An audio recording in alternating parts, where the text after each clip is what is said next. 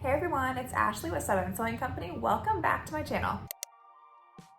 Today I am sharing a beginner's guide to how to hand embroider a swaddle blanket. If you've been following me for a little while, you will know this is my second tutorial. First one I did with the chain stitch, which is so beautiful but not quite beginner friendly. So today we're kind of redoing the tutorial and I'm going to share how to do it with a backstitch, which is very easy for beginners. So in this video we're going to talk about the supplies that you need to get started.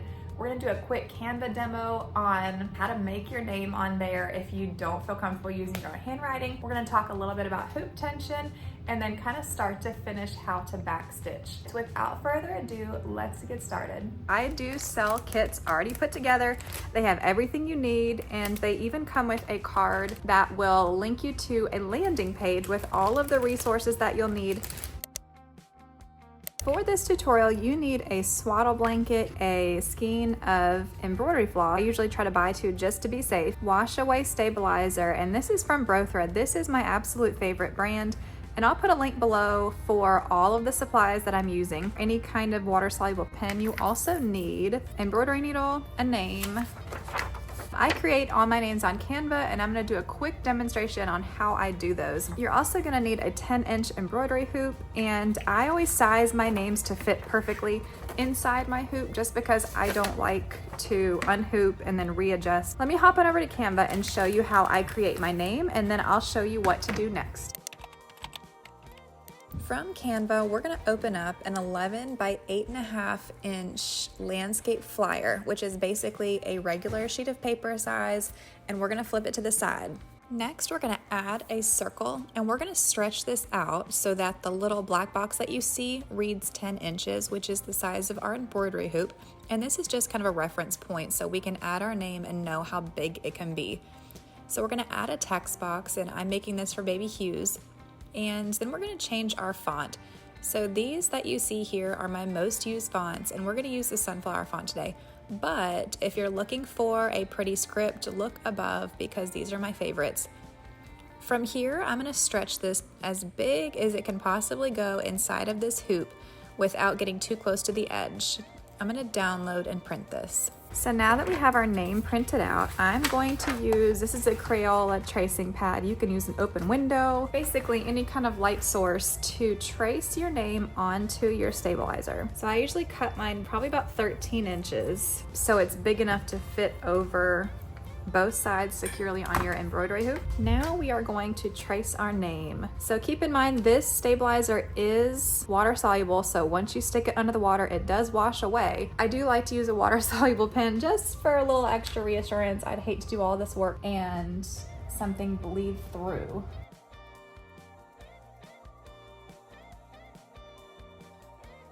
Here. Next step is to get our swaddle blanket ready. So a little bit more about the swaddle blankets. These are made from muslin cotton, 100% muslin cotton. They're super soft. I get these from Sugar House Swaddles, and I'll leave a link to the description box below on where I buy them. But typically, I like to find the tag. Sorry, I'm flipping this thing around. I like to find the tag and then go to the opposite corner, and that's where I usually like to put my name. I'm going to iron a crease that is going to be a reference point, so I know where the center of my corner is. So I'm gonna run over to my ironing board and I am going to iron a crease just like this. I'll be right back. Back from my ironing board. As you can see, there's a very clear crease down the middle, and this is where I wanna keep the center of my hoop. We're gonna loosen this up. So we're gonna slip the bottom underneath. Next, we are gonna put our stabilizer over the top, take it and fold it in half. And as you can see, I have this part of the H and this part of the S are touching, so I know it's perfectly folded in half. So now I'm gonna match up these two center points. From here, I can kind of hoop accordingly, so I know that everything's gonna fit in there.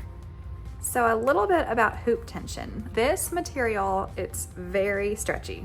Let's look back here. As you can see, it's pretty loose still. Keeping my center point kind of in the middle, or as best I can, I'm gonna gently pull in each direction just to kind of get rid of some of this extra fabric. See, that looks a lot better. I'm not over tightening because what's gonna happen is once you get done, this fabric is naturally gonna wanna bounce back. So if you've overstretched it all the way out, your stitches are gonna go like this and it's not gonna look very pretty. I am happy with the way this looks. It's not super tight. There's not any bunching on the edges. This looks good to me. We are ready to embroider. For those of you that are new to hand embroidery, this is Floss by DMC, and all embroidery floss that you will see has 6 strands. So all 6 strands right here make up your embroidery floss. And how thick you want your stitches depends on how many of these strands that you want to use at one time. I use all 6 strands, so I use this entire piece. No matter if I'm doing a chain stitch, back stitch, anything on the swaddle, I'm using this thick floss. The first thing that I'm gonna do is I'm gonna measure a pretty good size piece, probably about 36 inches or so. So here's my embroidery needle, and sometimes it can be a little tricky to get all 6 strands through. You just kind of have to play with it. So this is how I'm leaving my thread. And while I'm sewing, I'm holding this little tail, and as you get started, you can kind of you can pull up on the slack so you don't have so much, and as you work further down, you can kind of pull and have a shorter tail here. So on the other end of our embroidery thread, we are going to make a knot, and you can just, make a regular knot. I find it easier to wrap it around my finger a couple times, and then between my first finger and thumb, I'm gonna kind of roll it back and forth, and then roll it all the way off my finger, and then pull. And this creates a little knot. And if I want to make double sure that it is not going to go anywhere, I will double up on this knot. Our embroidery floss is ready. Behind the scenes here, I have this embroidery holder that is my BFF. I used to try to sit on the couch and balance this between my knees and do all the embroidery, but once I started to try to take videos, it got really difficult. So this is what I use at home, and I've got this weight that I put on it. So if you're looking for something like this, check the description box below for a link, but let's get back to stitching. So we've got our hoop ready, we've got our needle and thread ready, and we are learning how to do a back stitch today, which is super easy and it's really versatile. First thing that we're gonna do is we're gonna take our needle and come up from the back, right where you wanna start, and pull all the way through until you feel that knot on the back. We're gonna go down and put our needle right on our line, and there is our first stitch. Congratulations. We're gonna come up about 1/4 inch from our previously stitched line and pull all the way through. Now we're gonna take our needle and we're gonna put it right back into the hole from our previous stitch.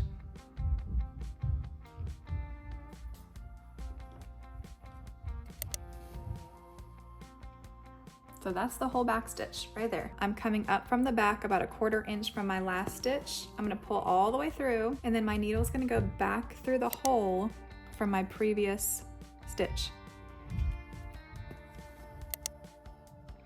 So we're gonna do this all the way down. You're not gonna pull as tight as you can, but you're definitely not gonna leave it loose either. So kind of keep that in mind. And one of the main things with this stitch that does take some practice is consistency, which when you're going around a curve, you kind of have to take smaller stitches. When you're on these long straightaways, do your best. If you start to see things get a little weird, or it doesn't look like they're lining straight up, take your needle off, pull your stitch out, re-thread your needle, and start back over. So when I come to an end of a line and I need to get to another line, I call that jump points. I don't know if there's a technical term for it, that's what I call it. I need to jump from here to here without creating a big mess. You can tie off right here and restart, but look at all the times I would have to tie off and restart. So I'm gonna flip this over and show you what I need to do. So this is what the back looks like so far. And remember, I need to get to the middle of the H, which is about right here. So instead of just picking my needle up and starting right there, I'm going to take my embroidery needle and I'm going to loop my thread around just a couple times, just so I can travel back to where I need to be without creating a big mess. I'm gonna do it one more time. With this camera here, I'm trying not to stab myself. Okay. So this is where we're at now. Back to the front. We're gonna do the same thing that we did before.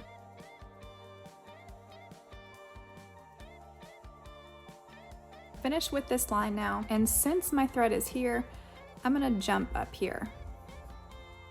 When I can travel and tie behind my stitches, I will, but other times I'll just go ahead and make a jump and not so much worry about the back. If you are having trouble being consistent with the length of your stitches, I'm gonna give you a quick tip.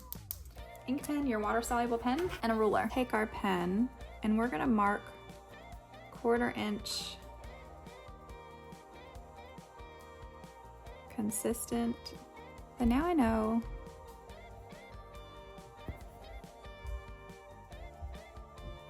where to go.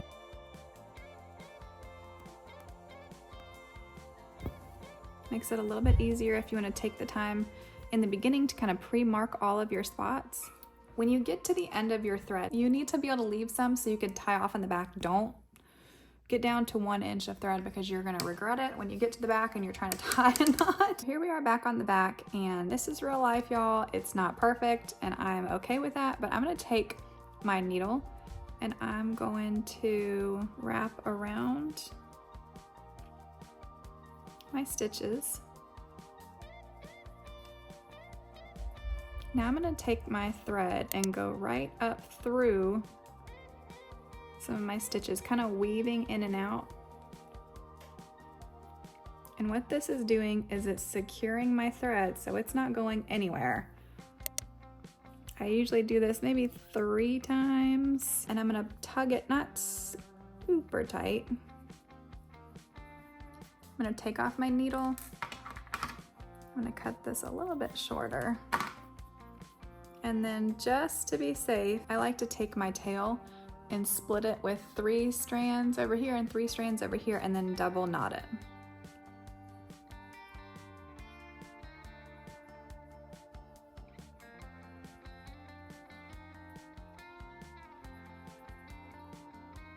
So this is secure now. This is not going anywhere. At this point, we're gonna repeat our steps of getting some floss, threading our needle, and we're gonna keep working all the way down our row. Work through this a little bit, and I will meet you a little bit further down. We're gonna do this exact same thing throughout the entire name here. So we are finished at this point, and this is what we have so far, and I'm gonna show you the back really quick.